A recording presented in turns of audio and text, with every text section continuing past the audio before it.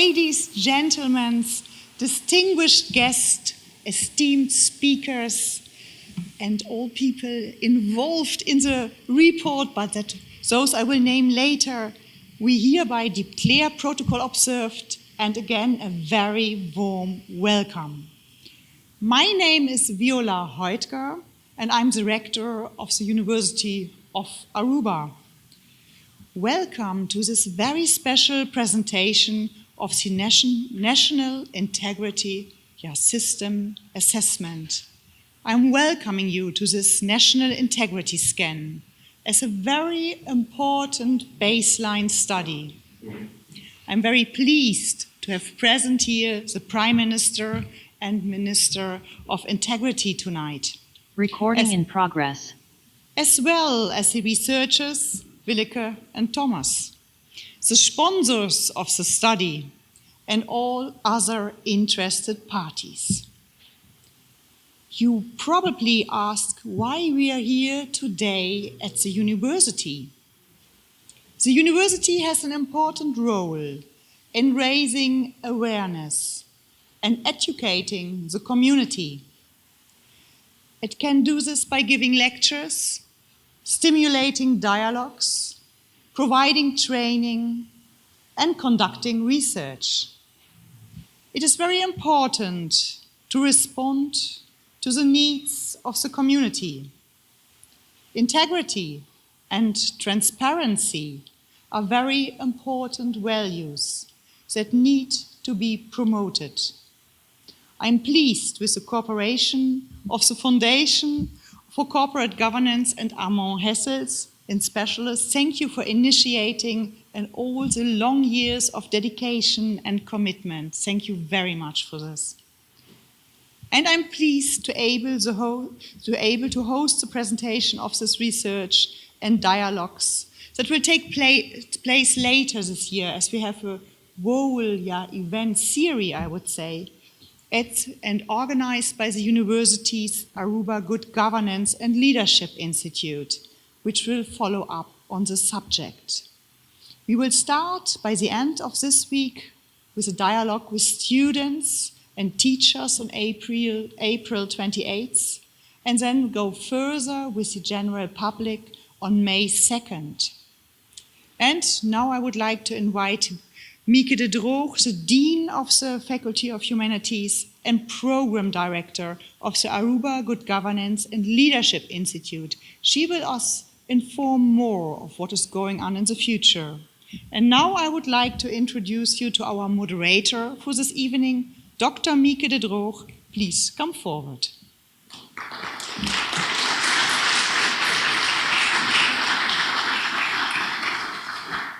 Buonanotte, good evening, protocol observed. Thank you, Professor Dr. Viola Heutger, for your opening words, and it's a pleasure to serve as a moderator for this event. Ladies and gentlemen, in the aula and also on Zoom, just some domestic remarks. Please place your cell phone on silence. And due to the tight schedule and the character of this evening, there is no too little room for discussion after the keynote presentation. However, that opportunity does exist, and extensively. First of all, like Ms. Rector said, there will be an opportunity for the students and lecturers on the 28th of April to discuss with Ms. Willeke Slingerland about this topic, and also an interactive session for the general public with the keynote speaker is planned on the 2nd of May, starting at 10 a.m. The invitation to this interactive session will be sent tomorrow with a link to the National Integrity Scan report. And the link to this report is also available at the website of Stichting Deugdelijk Bestuur Aruba. Now, it's a pleasure to introduce Mr. Armand Hessels. Armand Hessels has been the president for Stichting Deugdelijk Bestuur Aruba since its inception in 2016. Since then, he has produced 6 reports and several videos and organized 2 symposiums to raise awareness among the Aruban population about the serious consequences of defective governance for the community.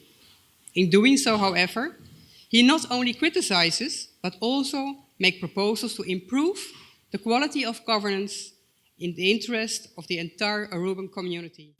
And he's also the member of the board of the Aruba Institute of Good Governance and Leadership, of the University of Aruba since its inception in 2019. Mr. Armand Hessels. Thank you, Mieke, for your nice words. And to all our distinguished ladies and gentlemen here, good evening and welcome to this special occasion.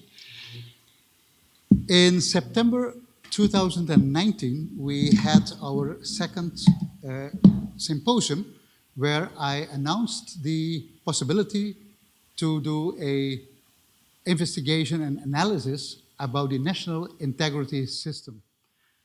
And I said, this is a very necessary analysis to do, but it's very costly. It's so costly that I cannot approach the government by itself to pay for the whole cost.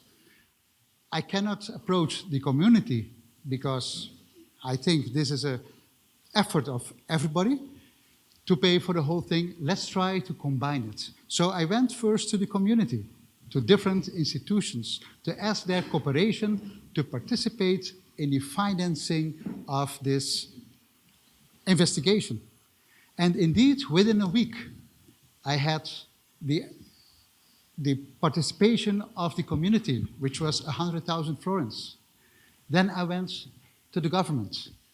And it took me one meeting with the Minister President of Aruba to get her approval of the participation of Aruba in this project. So in a pretty short time, we got the cooperation of both community and the government.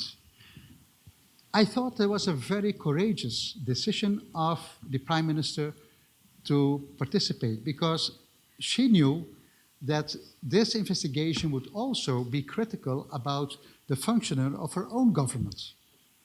But she didn't hesitate. And I think that that is something to really appreciate. I'm very glad she participated, and that's why, of course, we invited her to give her first feelings about the termination of this project.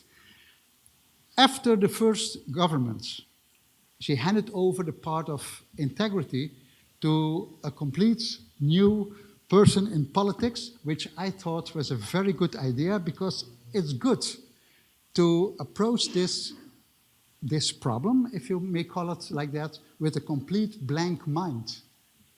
And I challenged the Minister of Integrity to come tonight with his views on the policy to improve integrity. So tonight we're going to hear first the Prime Minister of Aruba, and she will be directly followed by the Minister of Integrity with his views on the policy on integrity. Thank you very much. The Prime Minister of Aruba.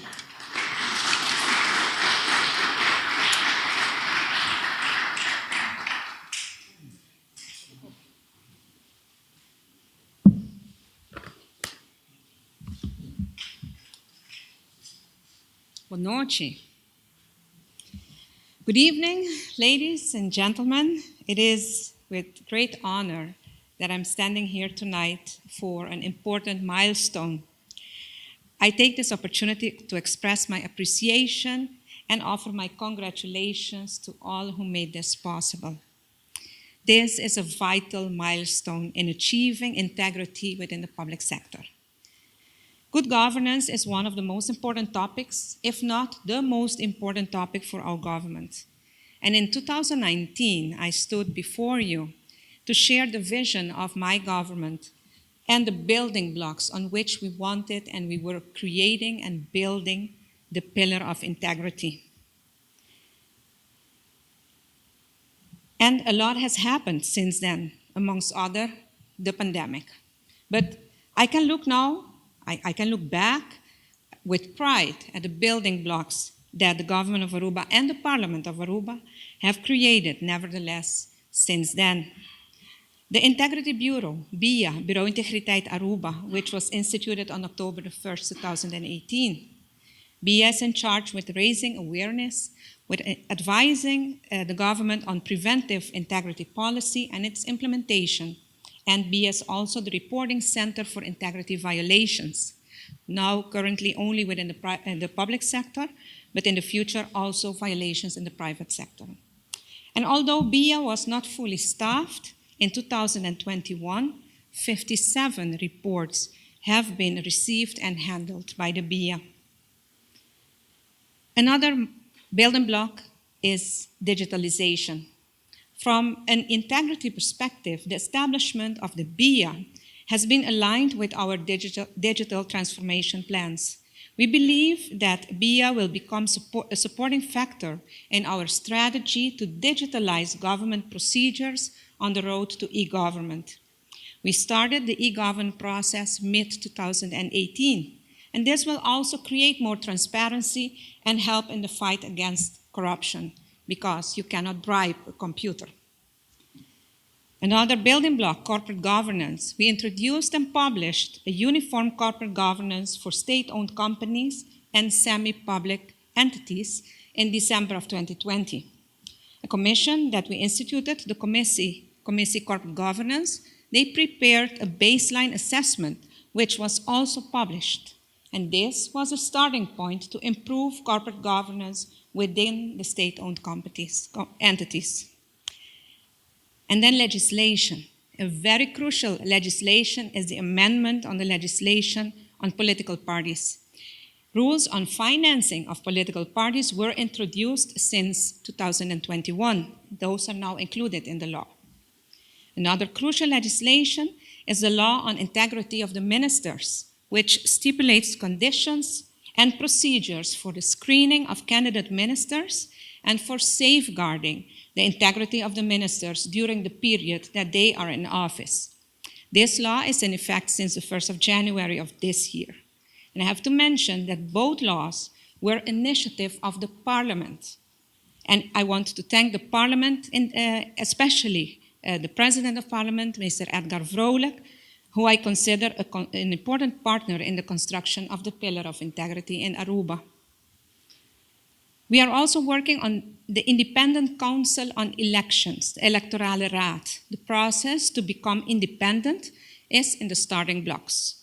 This will include the independent supervisor on the financing of political parties.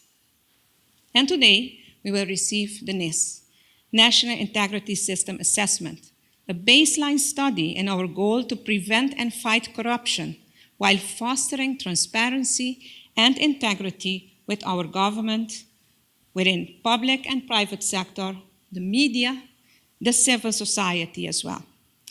We have not scored high in this baseline NIS, but we knew this beforehand. My colleague, Minister Arends, is in charge with integrity and is preparing a strategic plan based on the NIS. He will tell you more about this. I want to make this commitment before you on behalf of the government of Aruba, that within 5 years, we will do another NIS, and then we can show how much we have improved on the recommendations that are given in this NIS.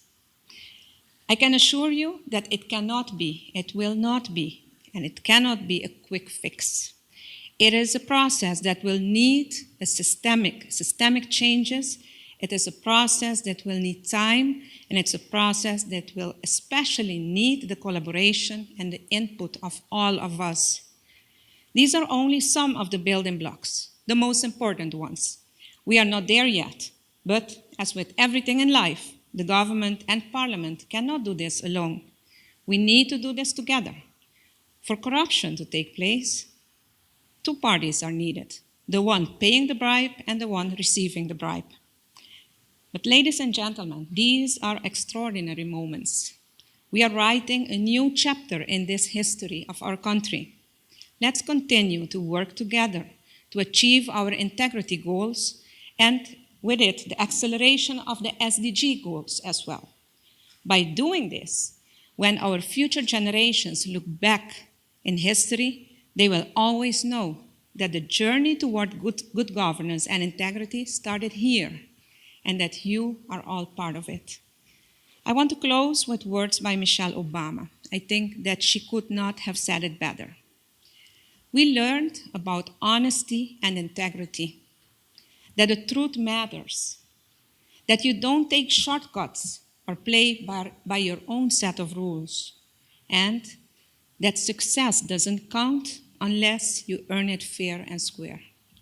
Let yourself always be guided by the truth, by doing the right thing, even when no one is watching. Hartelijk dank je.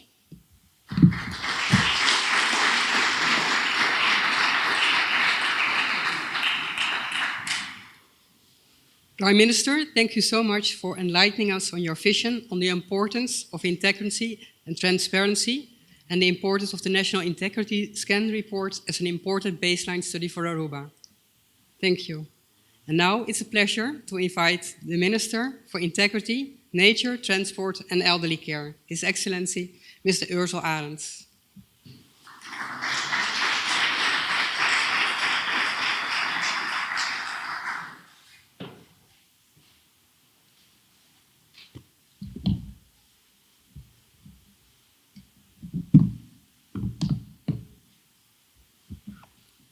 Bonoci, good evening everyone.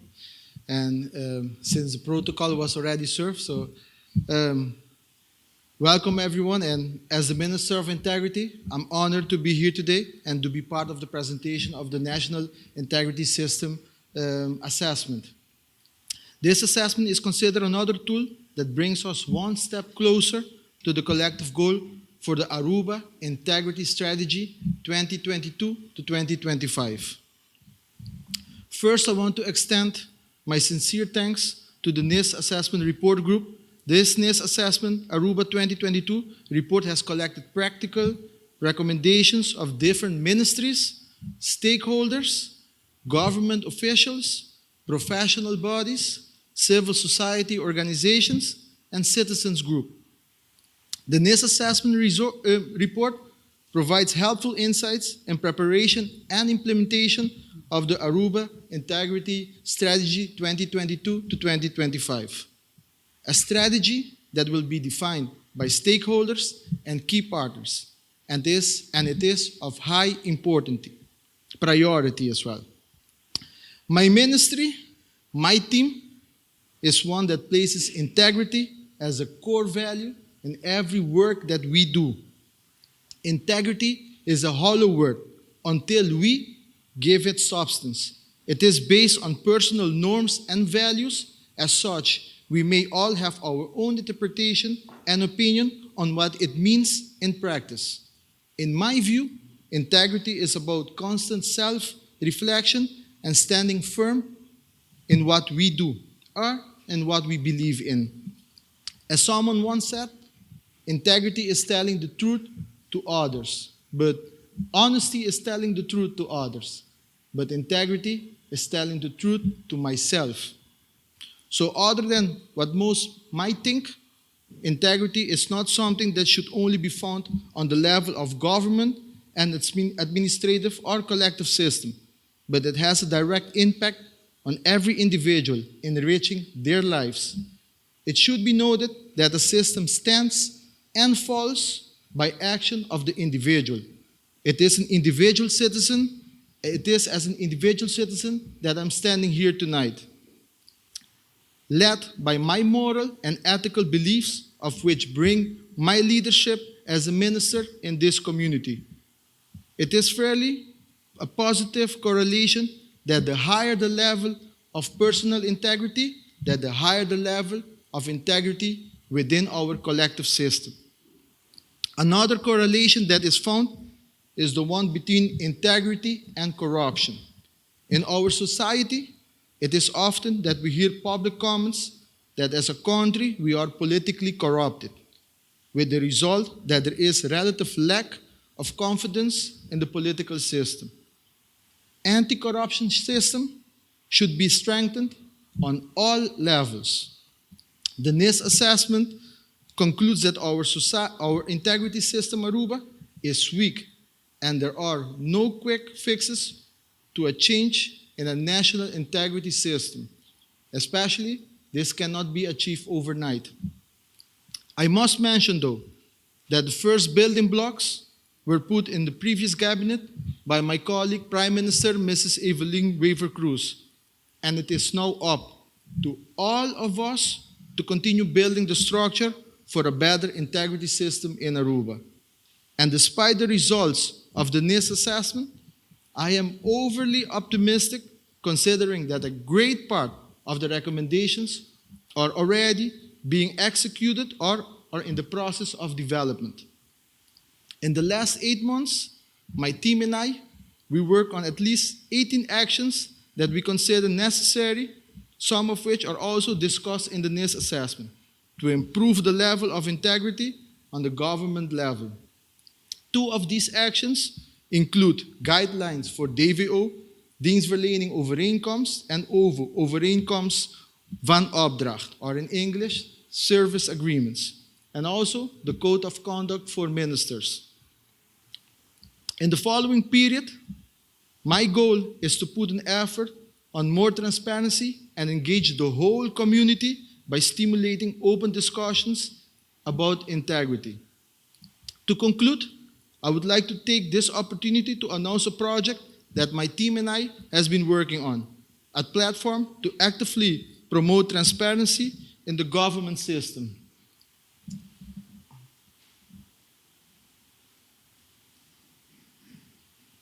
For this evening, I'm just gonna name it Project Paraplu, Umbrella Project. This is one of the many projects that we have in our planning to start informing the public about government process, project status, and expenses, just to mention a few. We believe that an informed public is essential for our society, and I hope that with this project, we can continue to contribute to the collective goal for a higher level of integrity within our collective system. I thank you all for your attention, and I wish you all a pleasant evening.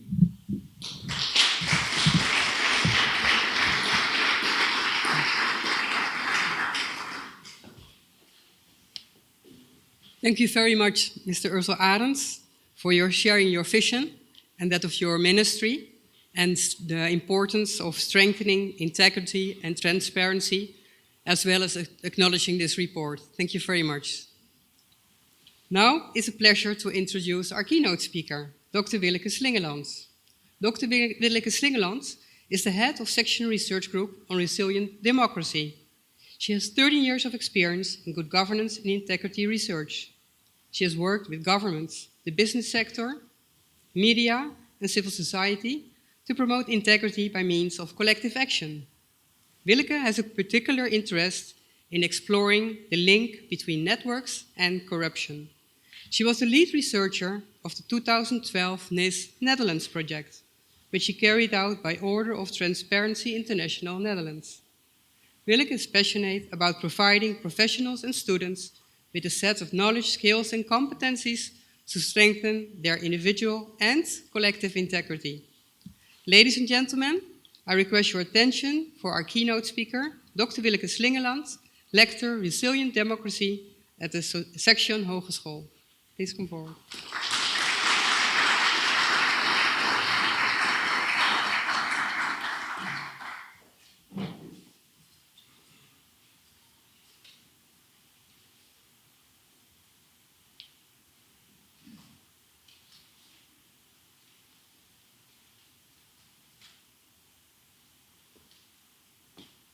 Yeah, so good evening to all of you, to both excellencies, to all of you who came here for this important topic. Thank you, Armand Hessels, with the Stichting Deugdelijk Bestuur Aruba. It's been amazing how actively engaged you've been on this important topic. As the moderator already mentioned, I've been involved in good governance for quite some time, but I haven't seen that much passion about such a, tough topic. So I'm very pleased to discuss, the findings of the NIS report with all of you. And I'm very pleased to be here in real life together with my colleague, because we have been working on this NIS project for 2 years from, remote, long distance. And it hasn't been that much fun to actually do it only via desk research and interviews. So I'm very pleased. Today we've already met quite some stakeholders in place. And I look forward to all the meetings, formal meetings, informal meetings, to make sure that this important topic, this is the kickoff, that actually it's been heard and implemented in the coming years. So this is my first slide, and as you can see, you see a lot of change on the right-hand side. As a symbol of what a system should look like.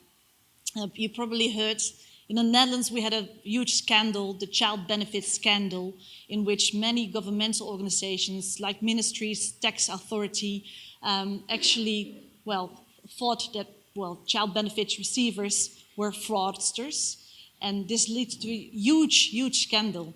And the thing that really struck me is that actually, well, the Netherlands is considered to be a well-established democracy, that even a well-established democracy can never take democracy and good governance for granted.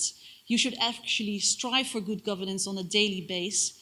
And what is also a very important sign is to think of ourselves as individuals and as organizations as change in a bigger system. If we look at corruption only from a bribery perspective, so one abuses of power for the other and somebody gets something in return, this is a simple way of looking at corruption. What I'm trying to say, to visualize here, is that corruption is much more complex. Bad governance is much more complex. It's about informal circuits which can undermine checks and balances in any democracy. So we should never take that for granted, the well-respected democracy. And we are all part of actually promoting good governance and fighting corruption. So some of the background info. Some of the dates were already mentioned. We were asked to do this NIS research assessment quite some years ago. And of course, we were enthusiastic about it because we have been trained in using the methodology by the anti-corruption watchdog Transparency International. And maybe if you heard about it, you know that it's situated, its secretary in Berlin. And up till now, it has about 160 chapters around the world. And in 2012, we were also involved in the Netherlands NIS assessment, which was part of the pan-European research. And I'm particularly enthusiastic about this method because, like I mentioned, if you look at good governance, well, looking at small forms of corruption or very plain and classic forms of corruption, you miss the bigger picture of, well, how organizations work together and actually strive for good governance or poor governance. So the NIS methodology uses this systemic approach, and I think that's the way we should look at democracy, rule of law, and to good governance, because then you get a good picture of the outcome as a whole. And that's what we are interested in as citizens. How do we actually notice good governance or poor governance? So this methodology is a very valuable tool because it gives you a very clear idea of what patterns of influencing decision-making actually become visible in a specific country. This is a 2-year project. It was supposed to be a 1-year project, but already COVID was mentioned, so it took us a lot of extra time, I must say. We were hoping that we would finalize it in 1 year, and it took us 2 years. We were supposed to do around 24 interviews. That's actually what the method describes, 2 interviews per pillar. We talked to 70 persons. So thank you to all of you who actually also were open for an interview. I see some of you are here today. And that was very valuable set of data which we received. Well, today I'm here with Thomas Riemersma, but there are 4 other colleagues who were involved, and well, we had a great fun in doing so.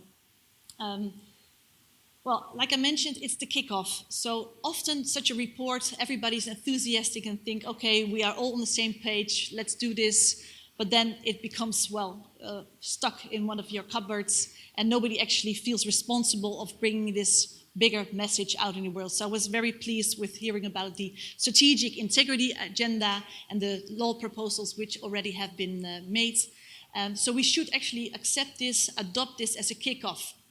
We are all ambassadors of this NIS report. So all of us should think about how can I get this bigger picture? How can I have the recommendations be implemented?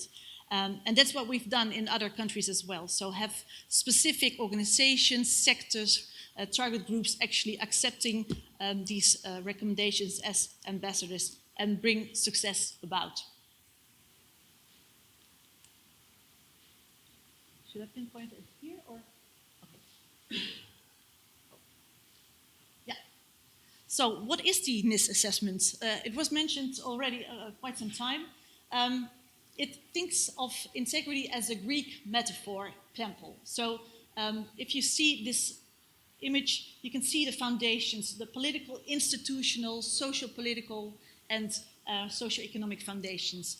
any democracy, no matter where, should have a solid foundation in which there is enough money, there's well-being, there are strong institutions, there's public trust, all very important aspects on which you can actually build institutions. So if the foundations are weak, like we've noticed in COVID times when, well, economic recession was about to take place, or when big scandals hit a country, corruption scandals, public trust goes down, the foundations immediately are influenced by that. So you can build whatever institutions, Bureau of Integrity, Ombudsman, but if the foundations are weak, they won't become strong pillars. So that's a very important systemic way of looking at integrity. If you look at the pillars, we see 13 different pillars. So every NIS should actually, is there maybe a glass of water? I should stand here. So every pillar is composed of one or more organizations. So of course you have the judiciary. Thank you. De rechterlijke macht. You have the legislator, you have the ombudsman, you have political parties, all important institutions within a society, which all have a specific role to support integrity. So what we've done, we've looked at the foundations. We went to many, many books which have been written about Aruba, many publications, news articles. We spoke to, well, experts in the fields of these foundations. But of course, we went to go through each of these pillars. Each pillar should have its own independence in rules, should have its own resources, capacity. Is there enough money? Is there enough staff? Transparency rules. Do we actually disclose the way we make decisions or the way we do our permits? Thank you. So we've looked at all these institutions, we looked at the laws and we looked at the practice, because you can have many laws in place which promote integrity, but if the practice is poor, if they are not implemented, not respected, it's just paperwork. So that's actually in basic what we did. And on the right-hand side, you see a weak civil society actually making sure that all institutions fall down. It's like a domino effect. So either you have a strong or a weak foundations, and you have strong and weak institutions. And the whole idea about the system is that even if it's only one institution which is weak, as for example a public sector, all other institutions are deteriorating and they all collapse. And this is a democracy going down. This is a democracy not having rule of law in place. And why is it important? Well, good governance is a precondition of all other things. So if we talk about how we should organize a society, how do we actually make sure that benefits are shared? How do we make sure that we, know how to fight climate change? Good governance is always the precondition for all other complex causes which we as a society are, faced with. So that should never be second-order issue. No matter where, good governance is the legitimacy of, why we are the way we are. So here, the right-hand side, this is not what you would like to see. And actually, you could say that some of the Aruba NIS looks like this. So there are very weak institutions in Aruba which influence all others. And I will go into the details. The last thing I would like to say is that the bullet points up there are sustainable development, quality of life, and rule of law. So these are the outcomes, these are the main reasons why we should actually have a strong integrity system.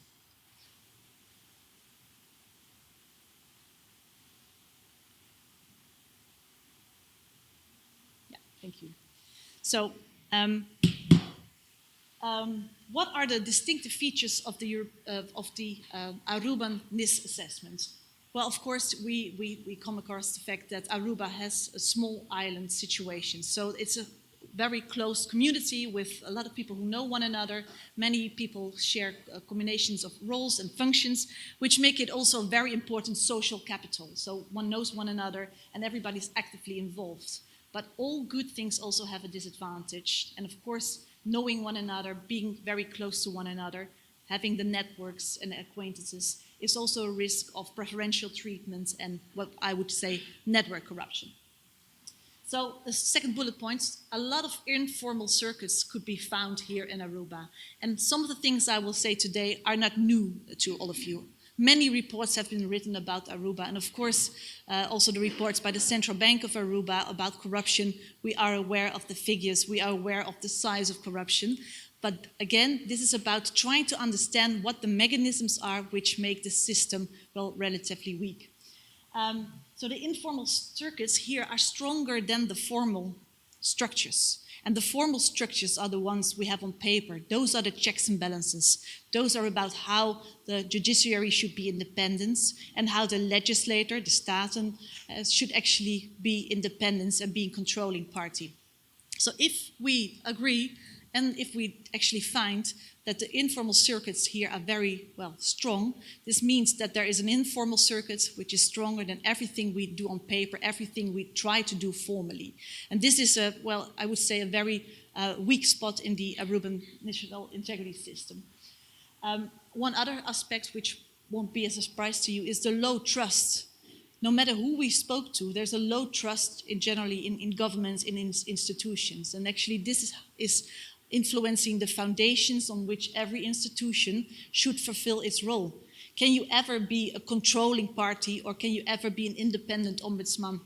Or can you be an electoral management body in charge of organizing the elections or in charge of overseeing the financial situation of political parties, if the low trust is there? So this is a reason on its own already to try to stimulate good governance, because if the trust is low, all things you can actually organize and build, they won't be a success. What also was new for us as a team is the culture of fear. And I think that's a very important thing to well, realize. If there's low trust, but there's also a general sense of, well, fear of reprisal, that you actually do not dare to speak out within organizations, or you do not dare to talk about dilemmas, this won't bring society further. So we tried, of course, to have interviews, and in the first initial response was that people were afraid to talk about it. So that was already a sign that something in the foundational level is not correct at the moment. So we were pleased that at the end we were able to talk to a lot of interviews, but this is something which is very difficult to pinpoint what is the reason, but this is very important to try to analyze with one another. And the last bullet point, the decisive role played by political parties. If we look at the connections, there's family connections and there's connections among political parties, which are, well, the general denominator within these networks. And everything seems to be organized and decided by this, well, these networks and these political parties. So in a sense of individual roles of the pillars within the NIS, the independence is at risk because of these connections. I don't think this works, so maybe you will. So, on the 2nd of May, we will have a long debate, a discussion about all the details of the NIS. What I will now do is briefly mention the mechanisms which we came across.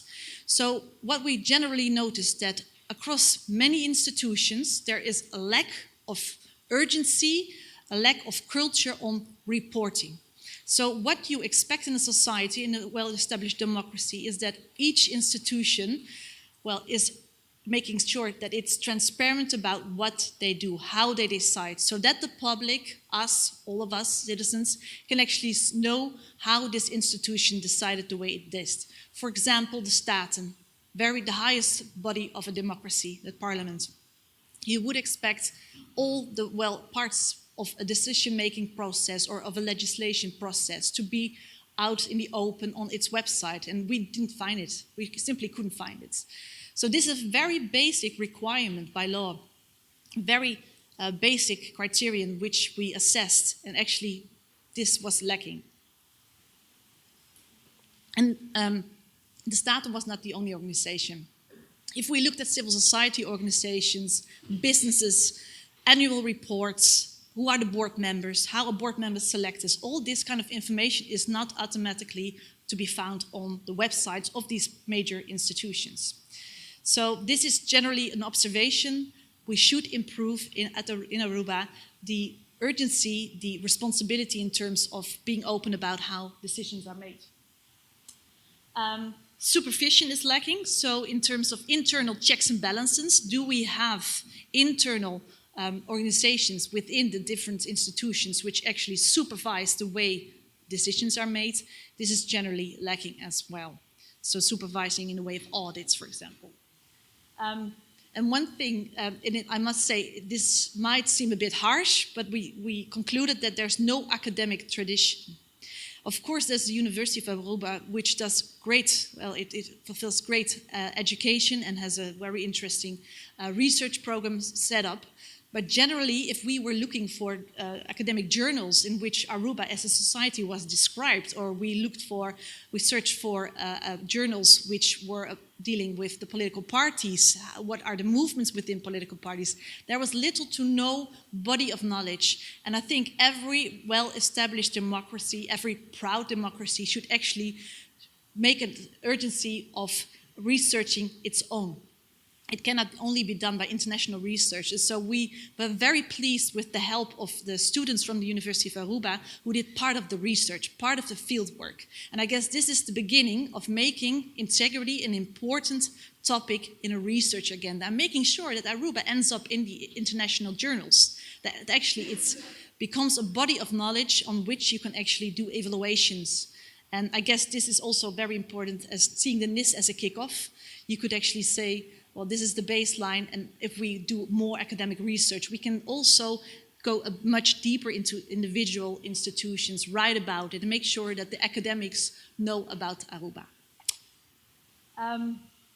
Well, lack of information, this was also generally on many, I mentioned the lack of transparency, but generally there's a lot of information missing on websites which are not up to date. And when we ask for specific informations, again, from, for example, the Staten, it simply was not to be found. So this is generally something which is considered to be a weakness. Yes, please. What I would like to see is that the younger generation to which we also spoke, that they actually become proud of Aruba, and they are proud and they are happy to a certain sense, but actually that there are certain figures which become an exemplary figure of a superhero which is a part of the good governance, so that integrity, good governance is adopted by the younger generation and that they feel that there is hope and that they can be part of this change. So we cannot continue with very harsh terms in saying Aruba is very corrupt. We should also say the things which are good, and I think we heard of many initiatives going on which are hopeful, but make sure that also the younger generation sees that actually it's cool to be acting with integrity, not to be part of the old-fashioned way of doing things. In terms of education, primary, but also high school and also the university, of course, that's the leadership and integrity, and that's, I think, at the university a good start. But it's very important to start also a movement from, bottom up to make children aware of their moral vocabulary, that they have a critical attitude, that they demand democracy. And this is, of course, the most important thing in talking about a systems change, that children feel that they can express and that they can demand and that they can actually show that they are accountable, that they take responsibility. So all the things we do today and all things that the government will be doing in terms of laws and making sure that we are complying with all the international standards, this is a good thing, but the movement from bottom up, that there's a new generation having this moral vocabulary, is a very important thing. And this is needed, especially with all the other new challenges which the younger generation is confronted with. For example, the digital transformation we are all as a society are seeing, so that children also know what is fake news, what is real, so the information that they can distinguish the right from the wrong.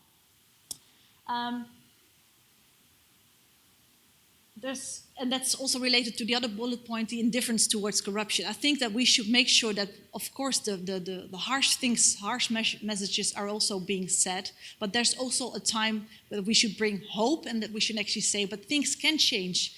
If you remember my first slide, looking at how a system, you can be the wheel actually going into the right direction. And if many wheels are all turning into the right direction, a system can change over time.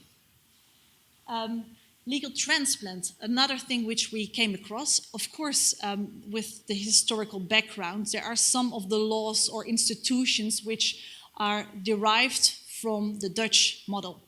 And I think it's very important that Aruba is very critical towards what things do you adopt or do you take over from, well, European perspective? And when do you actually say, no, this won't work in our society because we have a different society. And I had a great discussion already with the Prime Minister recently. For example, looking about the family connections and ties. Is it possible to make a rule in which you say, and actually it has been done, who can you appoint as a family member in your own situation as a minister? It's not up to us in this research to say this is actually what the rules should be like, but actually make sure that you have a discussion which is actually taking into account the typical situation here. And that is that there are very important family connections. But it should be open, it should be transparent, and it should be part of the public debates. And laws can change, public norms can change, and I think it's very important that this legal transplant is, I should say, not an automatic response. So do not take over all other international standards.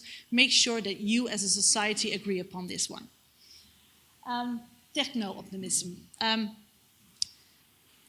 In all the countries I've visited as a good governance researcher, I also see that if there's low trust in each other, low trust in governments, we hope that technology takes over. And I think there was also a little bit of mentioning e-government mates.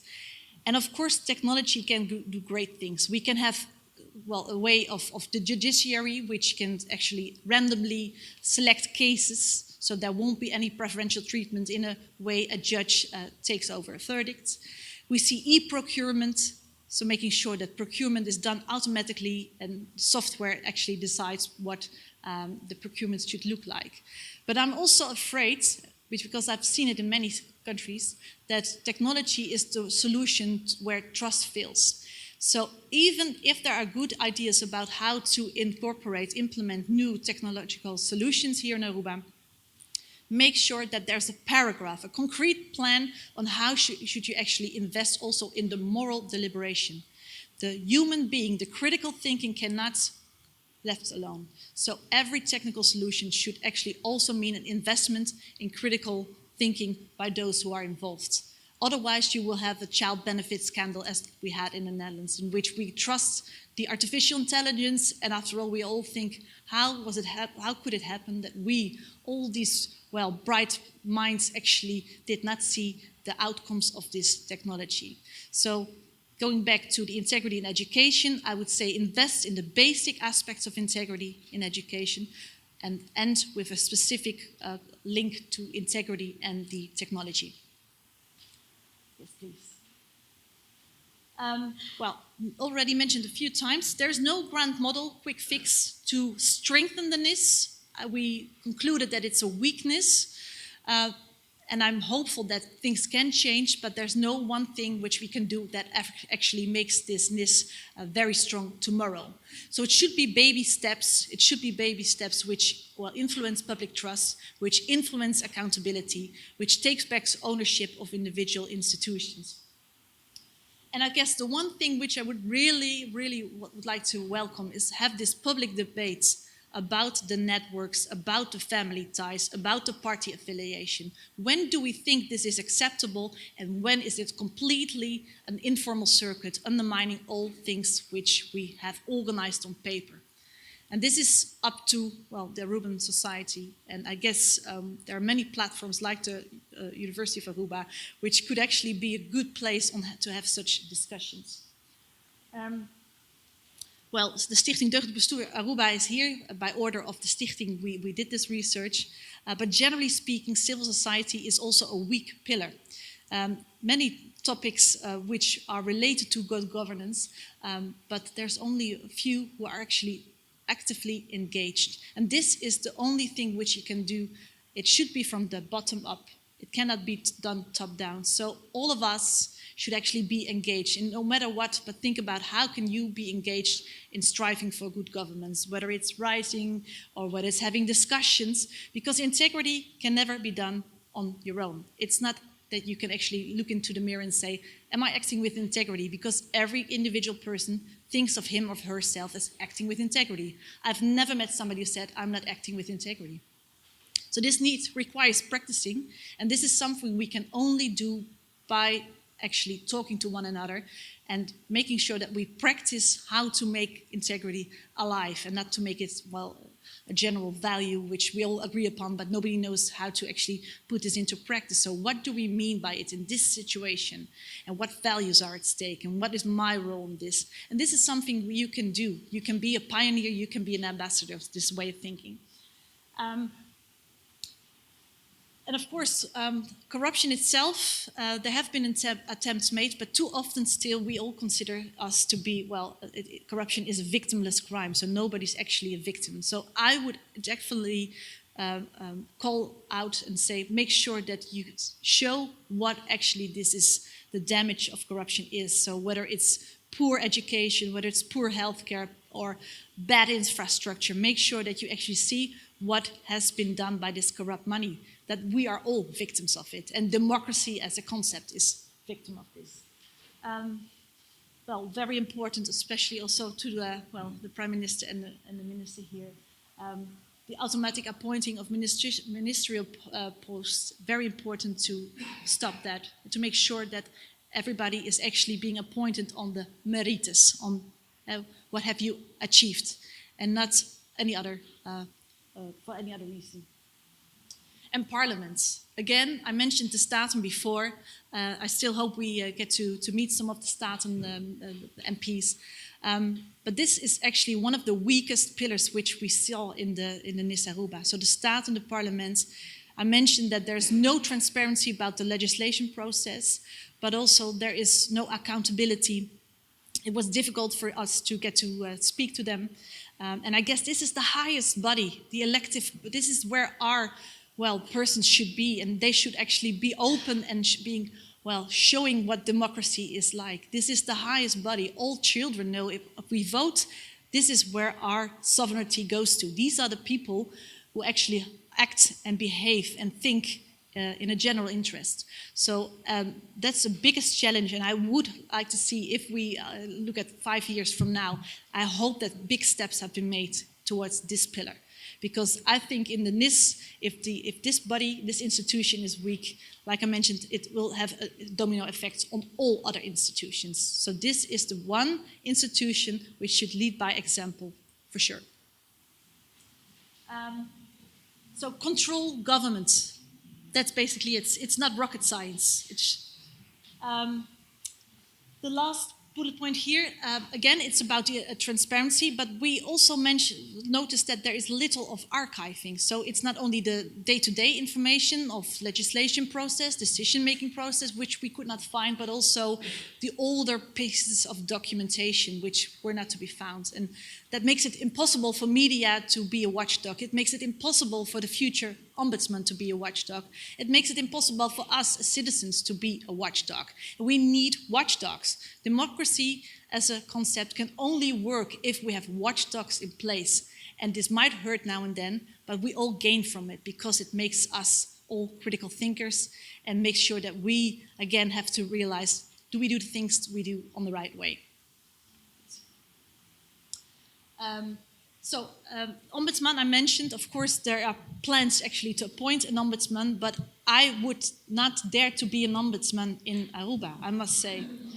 In this situation, to be a High Council of State, to actually scrutinize public decision-making in terms of behoorlijkheid, even the rechtmatigheid is already an issue. So this is a big challenge. I know that there are many, very established individuals who would like to be appointed or would like to apply for such position, but you need to be very brave in order to stand out from the crowds in a system where you have to criticize the ones you love, the ones you are close to.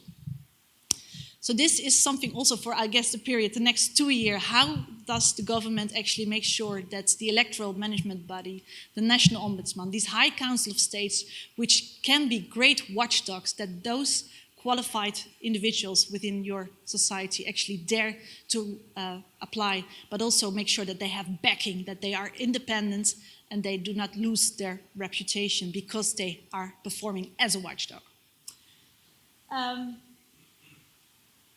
Well, of course, the Public Prosecution Office, this is also, I guess, plain language, should be legally separated from the Ministry of Justice and Social Affairs. So these, you could say, are quick fixes. This is something which you could organize in, well, not so much time.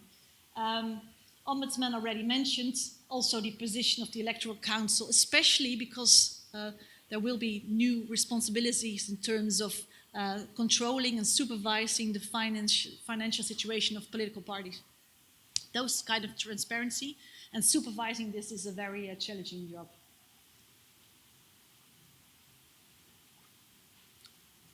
And the 4 last bullet points: abolish the permiso practice. So individual decisions on permits. These are very plain, everybody is aware of it. We heard it nearly in all interviews, but it's still standing practice. And this is also, well, laaghangend fruit. This is something which we can decide today to stop with this informal decision-making and favorable treatment.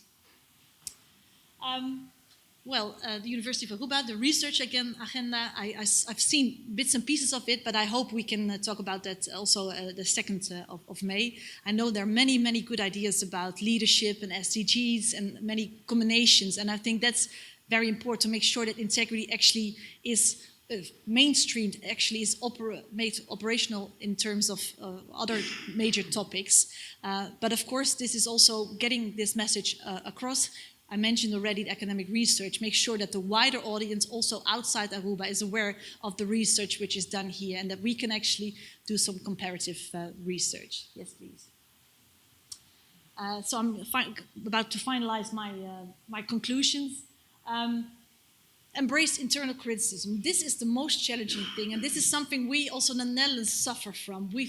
As a general, we as individual human beings, we have difficulty in accepting some form of criticism because we feel that we are offended. We like to also defend ourselves.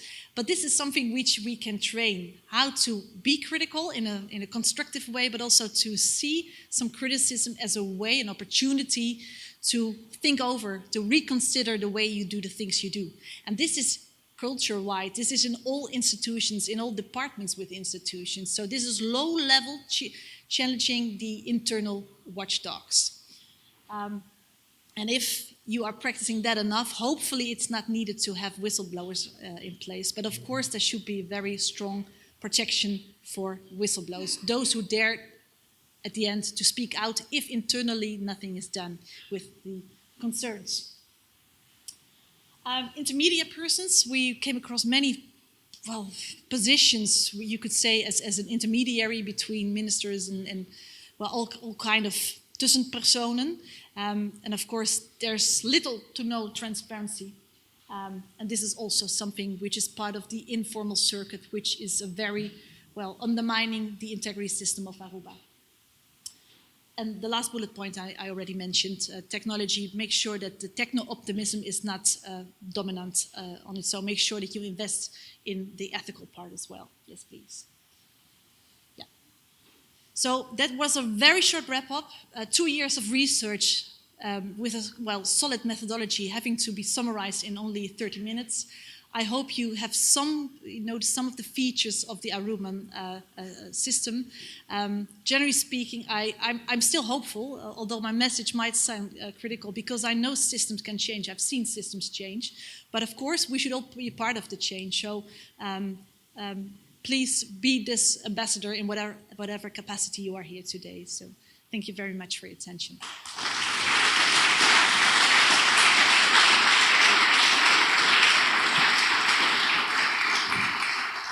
Thank you, Dr. Willeke Slingerland, for sharing the results and recommendations based on the NIS assessments in preventing and combating corruption and promoting transparency and integrity. And I'm very pleased that the students of our bachelor program, Organization, Government Management, had the opportunity to assist you in the research. And I'm sure that this report will give rise to many questions and critical discussions, possible solutions, and future research. And therefore, I will give the words to Mr. Armand Hessels. Thank you again.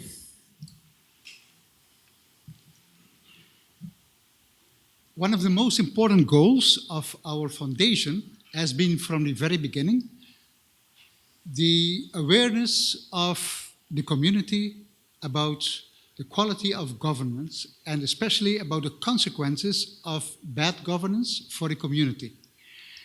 That we try to comply with during the first 5 years. What I was just talking about was the first phase of our foundation that started in 2016 and ran until last year.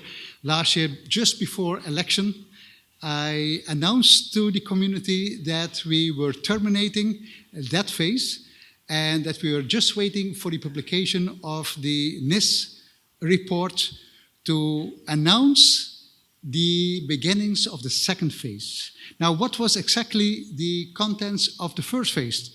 Well, try to go slowly with this one. We published 6 reports, which were recapitulations of the most important findings of all our important institutions, like the Audit Office, like the SER, etc., that we combined to check out the policy and the way governance was being done with the personnel policy and also with the financial administration. Later on, we went on with transparency, which was our shortest report because there was not so much transparency to write about. Then we went on with the functioning of Parliament. That was a 4th report, going on with our more extensive reports. That was the socio-economic policy in Aruba, ending up with the most sensitive report, which was integrity. And integrity for myself, but also with all the other reports, were eye-openers. Because we hear always about the way governing was done during decades, but at the moment you read about it, it's not just rumors, it's not just what people say, but you read about it in official reports and you draw your own conclusions. Then you get a different story, a more authentic story. Well, taking into account the fact that there is no reading culture in Aruba, I try to translate the findings of all these reports in videos. There were informative videos, and we made a total of about 27 videos in the past few years, which were very much viewed at. We had average of between 15 to 20,000 views per video, which is not too bad for this type of videos about politics, as a matter of fact. Besides that, we organized 2 symposia, and especially the second one was totally sold out to our own surprise. And I think it was pretty successful. The concept of good and bad governance that we tried to bring up in the first symposium had a big multiplier effect, and well, that was the result of it. And I think this led ultimately to the findings to the start of the NIS report. Well, one thing that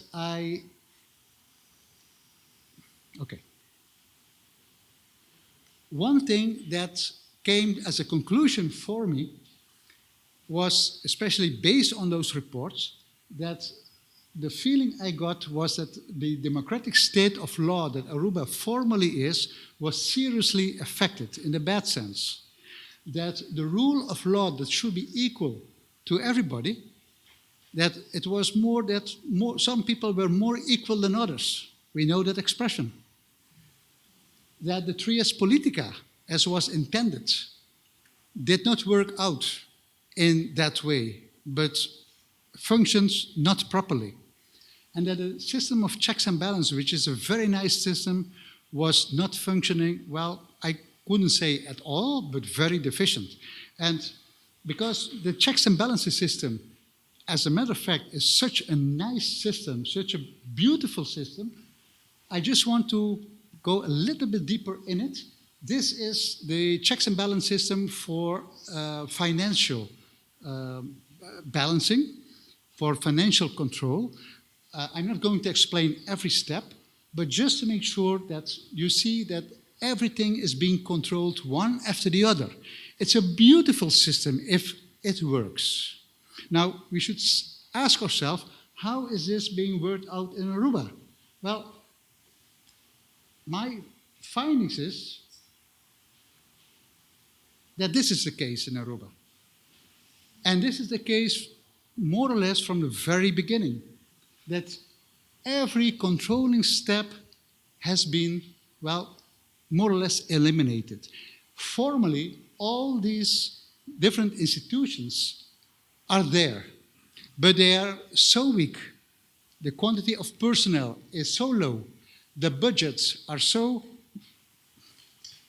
little that they cannot do their job properly. So, as a matter of fact, controlling of our money for decades is very deficient. And as this has always been a matter of critical commands, not only from our own institutions, but also from IMF, from the Central Bureau, the Central Bank of Aruba, from our Dutch partner in the kingdom. My conclusion was that this was not just a matter of amateurism, but this was intentionally made and kept that way, which is, of course, a serious matter. So, my question then came, how come that this has been maintained like this during more than 30 years? How come that all these institutions don't function as they should and that nothing is changing? Because all these institutions are composed of people with lots of knowledge, with lots of background, academic, whatever, and nothing is changing. How is that possible? Well, I don't have neither the experience, neither the knowledge to do a more profound research on this. This is a job to be done by people with the real knowledge. And then I start looking which instrument is there to do these findings. And then I came up with the NIS instrument, the National Integrity System. And then I said, who can do this? Because, of course, you try to do this on a local basis, but because of the political sensibility, we know that it's very difficult for our local, let's say, lawyers and so on to do very objective things because everything is dependent from the outcome. So that's why we went to somebody that we knew that already did the job before, that already had a training, and that already did the whole practice of analysis in Holland, our biggest partner, part of the kingdom that we are also part of it. And that's why I came to Willeke and Thomas, who has worked here also, and her team that already had some experience. And the job that, she just presented. That was our first phase. This report was the end of the phase of fairness. Then you would wonder, what are we going to do next? Because reports, I really hope this will be the last report that is stating what is the situation. How bad is it? Or what? But now we get to the point, what are we going to do with it? We have to go to the action phase. And that is the change that we are hoping that we will achieve in the coming period.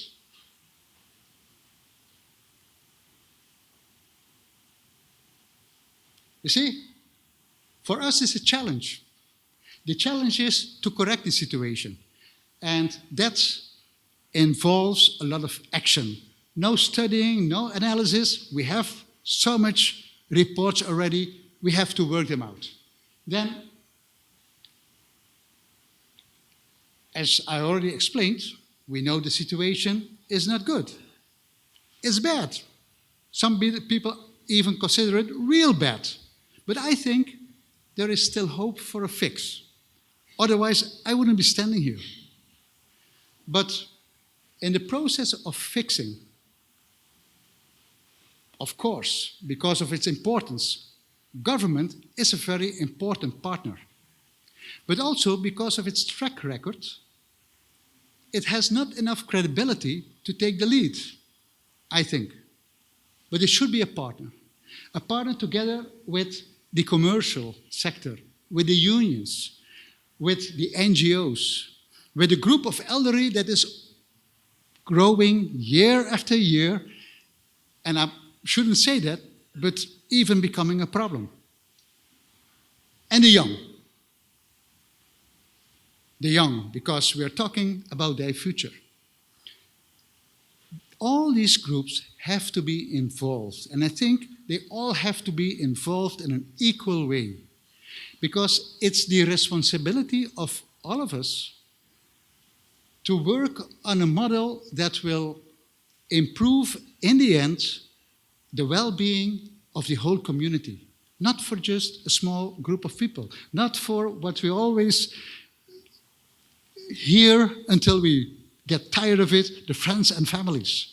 We know about this, but we have to finish that part and go to the new phase. And what we have to do then is talk about an alternative, a new political system. And in that political system, there are some characteristics that should be a real part of it. The first one being an end to political patronage, that we all know is happening. An effective functioning of the checks and balances. We have just seen how it works. I tell you, if it really works good, it's so difficult to mess with money. So it's in our own advantage to really work on the improvement of the system. And, very important to our feeling, to institutionalize the participation of the community in governmental policy. We should have a part of it. Also, because government is too small. It has not enough, let's say, quality to confront all the problems we are facing now. But we have, in the whole community, I might say, quite some potential for improving, to work together. And I really hope that government and the Minister of Integrity just started with his project of Trash and Cash, involving more partners in that. We should do it also with the political system. So I hope this is going to be a start of a new game. Now, I have to be frank, and I must say that government already made a start with this, because they accepted the suggestion of our foundation to put in the master plan repositioning our sales, and I can still mention the page because I think it's so important, page 41.12, where it's stated that there should come a public discussion on the political system. So government is inviting us to go on. So the culture of fear, I hope, will get much less with this invitation of government. And I really hope that government will now will challenge the community to participate in this quest. Government also put in the master plan that there should come an intensive campaign on the elimination or the consequences of political patronage, to really inform the public that we cannot go on asking for favors, for personal favors from politicians. As long as we don't do that, if there is no campaign for that, people will go on with this thing. And I can imagine that for the politics, the pressure is so heavy that you cannot always say, no, I can't do it. But we should make an end to it.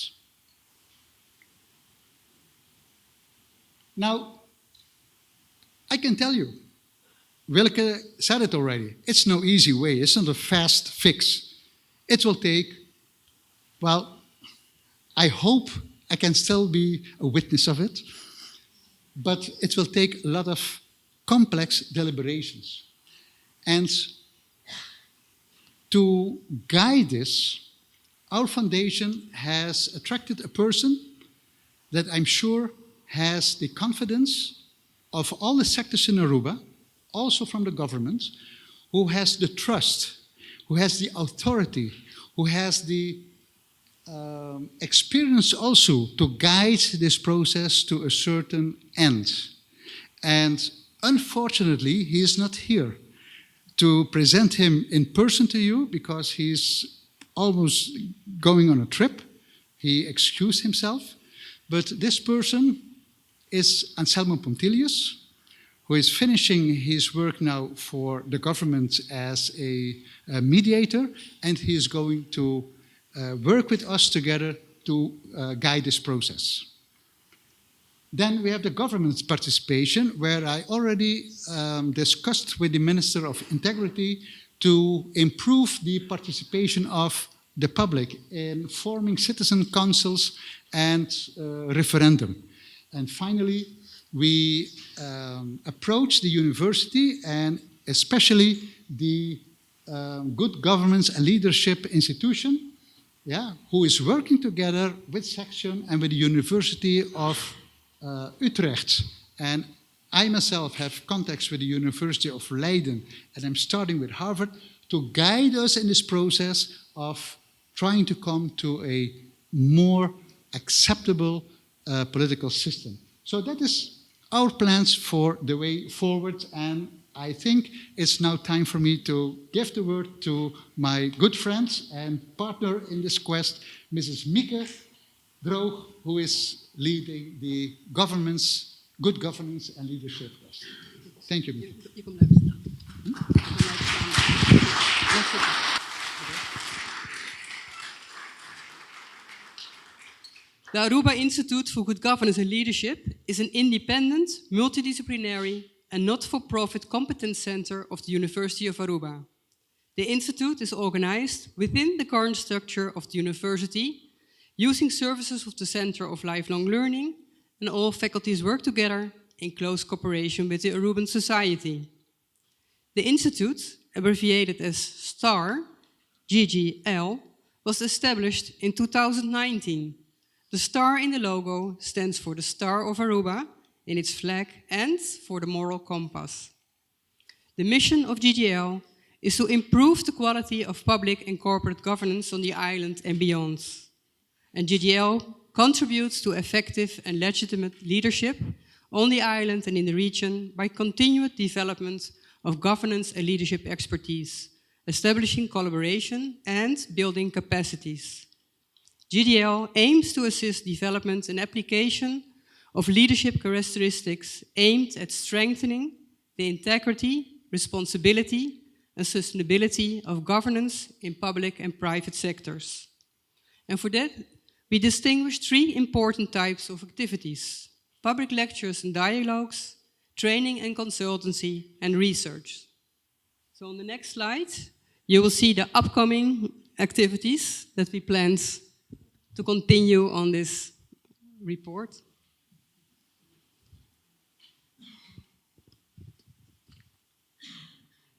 Dus on this slide you can see the planned interactive sessions and lectures related to the themes of this NIS report. And we hope to welcome you at the upcoming interactive sessions and hope that this will be a source of inspiration. So I thank you for your attention, and I will pass the words back to Armand Hessels, who will be presenting some hard copies of the NIS report. Thank you, Mieke. Now we come to the end of this official part. I thank you really for your patience to hear all this, and I hope that it gives you an idea of our next plans. Now we go over to the presentation of hard copies to especially the instances that financed this report. I just started now with the government, who took, let's say, half of the whole cost of this. May I ask the Prime Minister of Aruba to get one report from us, And this is the second copy, because the first copy was handed this morning to the governor of Aruba, who couldn't come tonight. So this is the second copy that was presented. Would you mind to stay here just for a little moment? The Minister of Integrity already said that he's going to use this report for his next plan, so I think he needs this report also. Okay?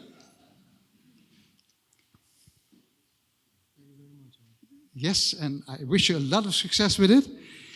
Then I would call, if possible, the president of the Central Bank of Aruba, because we have here at one side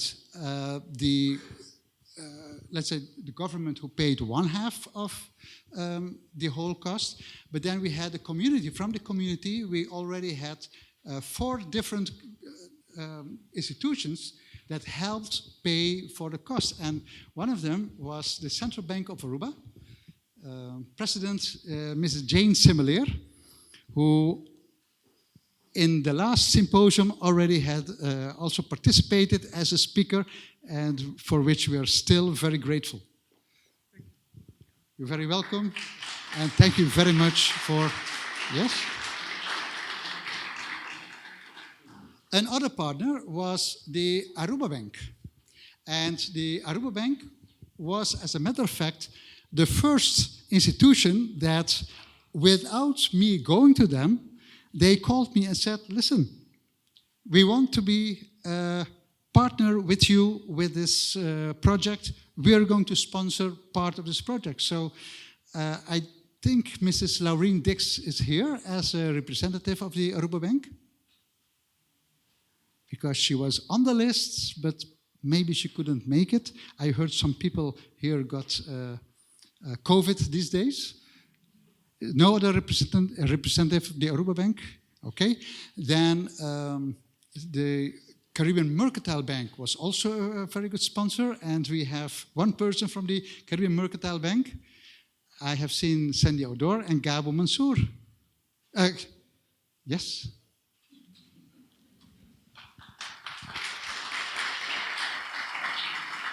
Mr. Gabo Mansour, thank you very much for... Then, VNO was also an important sponsor, but VNO couldn't make it. He has personal things at home, so he also will get it in a personal way. Those were the instances that participated in the financing, and again, we are very grateful for them.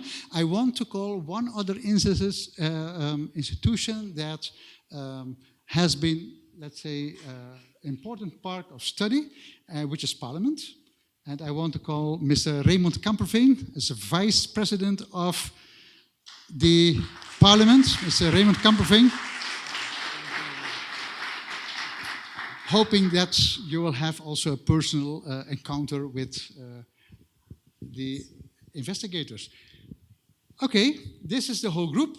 May I have a picture of all these people together? And Mrs. Willeke, can you please come with us, and Mieke? And there is a very important partner also, Mrs. Viola, because Viola Huidger, who is the rector, from the very beginning also sustained the cooperation between the university and our foundation, which we're very glad for.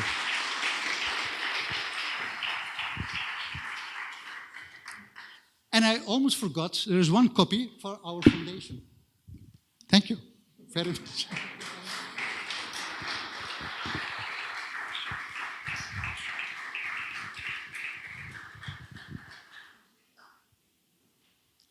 Thank you.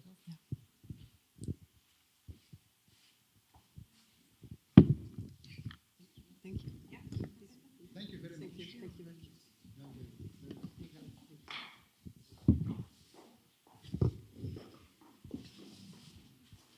Okay, ladies and gentlemen, distinguished guests, esteemed speakers, I think it has been a highly interesting evening. I ask for a big round of applause for Stichting Deugdelijk Bestuur for making this National Integrity Scan report possible, and for tonight's speakers.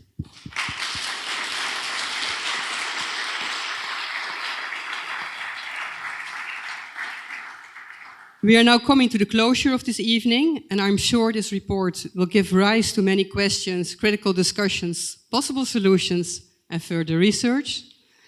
I hereby invite, therefore, all students and lecturers to the interactive session on 28 April at 12:45. This interactive session is planned so that students can engage in a dialogue with Willeke and Thomas about the NIS report's valuable findings, challenges, and how students and young professionals can contribute to solutions and the joint creation of a resilient democracy. And I find you all for the interactive session for the public with Willeke and Thomas, which will take place on the 2nd of May at 10 o'clock in Room A. We sincerely hope that you will make use of this opportunity and that this session will inspire you. After all, we need each other to achieve a change. And finally, I now invite you to the reception in the Students' Park on the right side of the aula. Thank you very much.